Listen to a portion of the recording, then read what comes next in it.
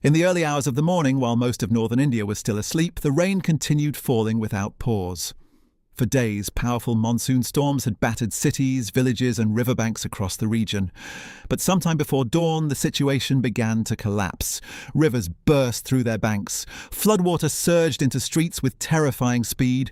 Homes disappeared beneath muddy currents, and entire families were forced onto rooftops in darkness as the water continued rising around them.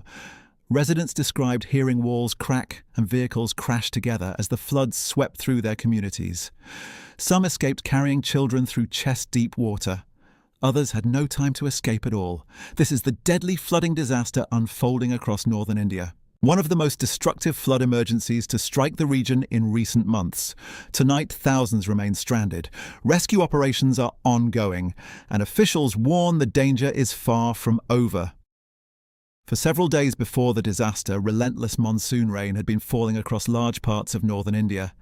Meteorologists warned that dangerous storm systems were developing across the region, bringing intense rainfall and severe flood risks. But few expected how quickly the situation would spiral out of control. Hour after hour, rain pounded rooftops, roads, farmland and already swollen rivers. Drainage systems quickly became overwhelmed. Water levels rose higher through the night. Then sometime after midnight, the floods broke through. Residents described waking up to the sound of rushing water smashing through doors and walls in complete darkness. Some families escaped carrying children and elderly relatives through powerful currents. Others climbed onto rooftops as floodwater swallowed entire streets below them. Witnesses described hearing electrical explosions as transformers collapsed into the rising water. Vehicles drifted through neighborhoods like floating wreckage. Roads vanished beneath muddy flood currents, and in several districts, electricity failed completely as floodwater destroyed critical infrastructure. Panic spread rapidly across affected communities. Families screamed for missing relatives. Neighbors banged on doors, warning others to wake up and escape. Some residents reportedly used ropes to pull trapped people from flooded homes before currents became too strong. By sunrise, the scale of the disaster was becoming horrifyingly clear. Entire communities had disappeared beneath the water. As daylight broke across northern India, emergency responders rushed toward the flood zones, but reaching stranded residents quickly became nearly impossible. Roads leading into affected communities were completely submerged. Several bridges had collapsed or become unsafe. Vehicles became trapped in deep floodwater as currents swept debris across major roads. In some areas, rescue boats became the only way to move through entire neighborhoods. Drone footage from the disaster zone revealed scenes of devastation stretching for miles.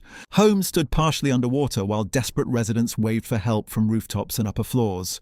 Schools, markets, temples and businesses disappeared beneath muddy floodwater within hours.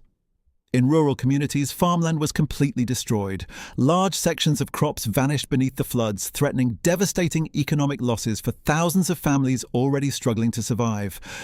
Witnesses described watching walls collapse as powerful currents tore through weakened buildings. Others said the floodwater rose so quickly there was barely enough time to escape. Some residents reportedly formed human chains in attempts to pull trapped neighbors to safety. Others spent hours stranded without electricity, food or clean drinking water. Children and elderly residents were among the most vulnerable as floodwater continued spreading across low-lying communities. Medical teams worked around the clock treating survivors suffering from broken bones, exhaustion, severe cuts, and hypothermia after spending hours trapped in cold floodwater. Hospitals across affected districts quickly became overwhelmed, and as rescue crews moved deeper into flooded areas, the full scale of the disaster continued growing.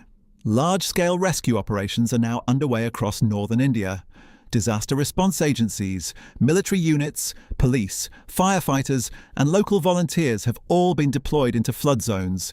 Helicopters circle overhead, searching for stranded residents trapped by rising water. Inflatable rescue boats move slowly through submerged streets, carrying survivors toward evacuation centers on higher ground. But conditions remain extremely dangerous. Strong currents continue pushing debris through flooded neighborhoods. Heavy rain is still falling in several districts, and officials warn that water levels could rise even further if storms continue moving across the region. In some areas, rescue teams reportedly worked through the night using floodlights to search submerged homes and stranded vehicles.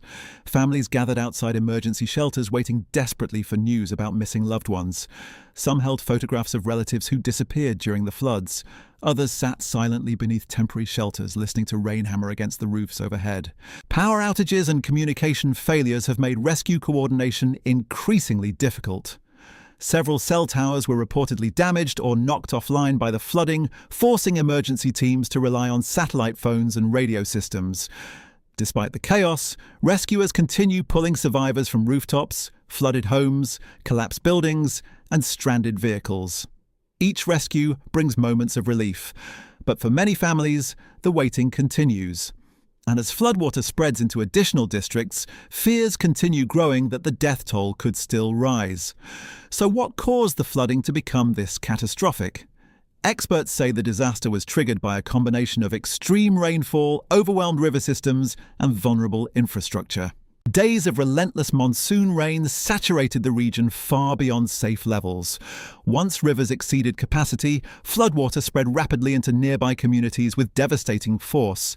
But weather alone may not explain the scale of destruction. Environmental experts warn that rapid urban expansion and poor drainage systems have made many Indian cities increasingly vulnerable to flash flooding. Concrete roads and dense development prevent rainwater from draining naturally into the soil. Instead, water builds rapidly across streets and residential areas during intense storms. Deforestation and uncontrolled construction near riverbanks have also weakened natural flood defences. Without enough vegetation to absorb rainfall and stabilise the land, floodwater moves faster and spreads further during severe weather. Climate scientists say changing weather patterns linked to global warming may also be intensifying monsoon seasons across South Asia. Rainfall is becoming more unpredictable, storms are becoming more intense, and disasters like this are becoming increasingly common. For millions living in flood-prone communities, the risks continue growing every year. Authorities say thousands of residents have now been displaced by the floods. Schools, temples, mosques, and government buildings have been converted into emergency shelters for families forced to flee their homes overnight. Many survivors escaped with nothing: no electricity, no clean water, no belongings beyond the clothes they were wearing when the flooding began. Children sit beneath emergency blankets beside piles of soaked clothing and damaged possessions. Parents desperately search for missing relatives as rescue operations continue around the clock. Health officials are now warning about additional dangers emerging after the floods. Contaminated water supplies increase the risk of disease outbreaks. Food shortages are beginning to affect some isolated communities. And forecasts warning of additional rainfall have raised fears that the crisis could still worsen. Meanwhile, the economic damage continues growing. Roads, bridges, power systems, farmland, and businesses across multiple districts have suffered severe destruction. For many communities, rebuilding could take months, possibly years, and tonight thousands remain uncertain if they will ever be able to return home. Tonight, northern India remains underwater. Entire communities have been swallowed by floodwater. Families continue searching for missing loved ones, and rescue crews are still racing through dangerous conditions as rain falls across already devastated regions. What began as days of heavy monsoon rainfall quickly transformed into one of the region's deadliest flood disasters in recent months. But beyond the destruction itself, the disaster has exposed a growing crisis facing vulnerable communities across South Asia. As extreme weather intensifies and urban populations continue expanding into high-risk flood zones, disasters like this are becoming more frequent and more deadly. For now, the people of northern India wait in grief, resilience, and uncertainty as recovery efforts continue through the storm.